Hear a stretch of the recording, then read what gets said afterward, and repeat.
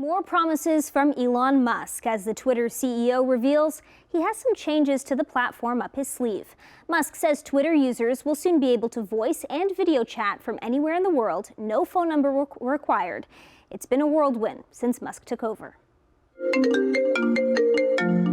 Ring-a-ling, Elon Musk is calling to tell you about how he's changing Twitter again.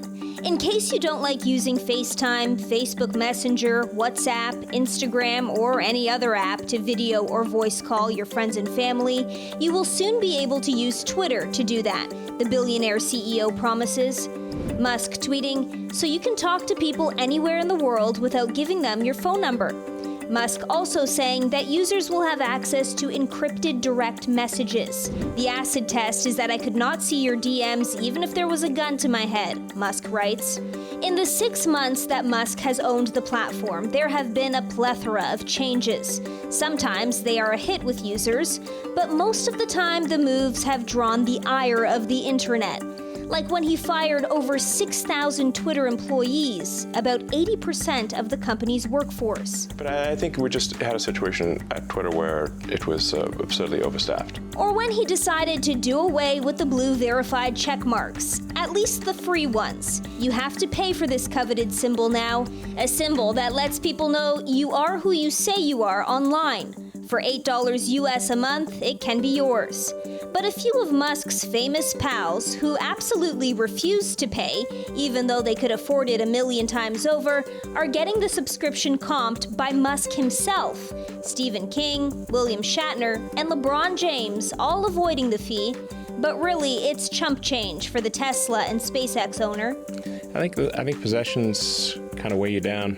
But Musk might want to save that cash for a rainy day. You said you bought it because you believe in speech, free speech. You've had a lot of hassle since you bought it. In retrospect, was it worth buying it? I mean, it remains to be seen as to whether this was financially smart. Currently, it is not. We just revalued the company at less than half of the acquisition price. Did you really? Yes. It's not really a laughing matter. Musk has admitted that since he purchased the company in October for $44 billion, its value has tanked. It's now worth less than half the price he paid for it. Which is depressing as hell. You could always buy more stuff if you don't like it. I suppose so. Yeah, I mean, from the money that you sell all your stuff, you could buy new stuff. We'll have to see what Musk comes up with next. Joining us now is media expert Mohit Rajans. Mohit, Musk is promising to bring video and voice calls to Twitter, as well as encrypted messages that he swears are completely private. What do you think of these changes? I think Elon Musk is finally starting to see what those features are that people really wanted in Twitter and from Twitter prior to taking over. I think one of the things we're forgetting is that we're looking at post-Trump Twitter. We're looking at a Twitter that was starting to find its own groove again as a result of having great teams involved in new leadership and people that were looking for ways to bring new audiences in. But unfortunately, this takeover has yielded the exact opposite effect. While we saw glimpses of hope during the pandemic that Twitter could be a new place for community to grow, Elon has actually taken all of those great things and sucked the life out of them. And so here we are in a situation, unfortunately, where we're starting to see some of the features that he's promising to put out to save his audience, but it might be a little bit too little, too late. We know there's 1 million apps that have these features. Why does Musk care to do this? Musk, unfortunately, did believe that by purchasing Twitter, he was going to save the internet. And unfortunately, he's starting to learn that there are so many gripes and problems with the current version of Web 2 and social media that no one person is going to be able to lead their way out of this mess. Instead, Elon Musk is starting to lean on some of the best practices that we're seeing in China, in Europe, and in the US, where the features for certain apps are really starting to be the reason why people are engaging. But make no mistake about it, Kelly, we are in a situation where people who actually use the APIs on Twitter, who have built audiences and done so much business on this app that are really starting to worry about what the future of this app holds. Elon's a little bit clued out when it comes down to what the actual pedestrian needs from an app like Twitter.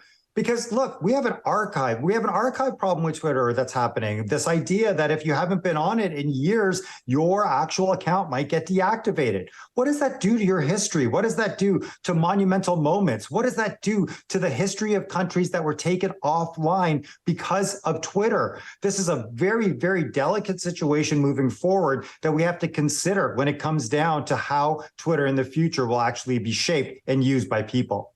Twitter is now valued at much less than what Musk bought it for last year. Is it possible that he can revive this app? I think there's a place for Twitter in the world that exists today, but I don't think that the old version of Twitter is necessarily ever going to come back. The glory days are gone. It's a shift in pop culture. It's a shift in the way people use social media. You're seeing journalists trying to shy away from it. You're seeing brands a little bit worried. If you are a company, I'd be a little bit worried about investing too much effort into what's happening within Twitter because I don't think it's going to pay off. But Mohit, do you think that's just the natural progression of social media apps? They start off really hot like Facebook and Instagram, and then people lose interest? I think you bring up a really good point. You know, we do age ourselves out of the utility of certain apps the same way we don't watch the same TV shows that we watched when we were younger, or when we're not in school, we don't use the same apps anymore.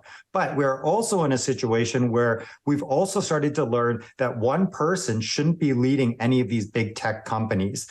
If they should be way more accountable to how they're being used by the public, how they're being moderated, and how they're being archived. There's a large piece of history that is online because of Twitter. And if we don't start to pay attention to it, it can all be erased or even worse, be rewritten. Thanks so much for joining us, Mohit. My pleasure. Thanks for having me, Kelly.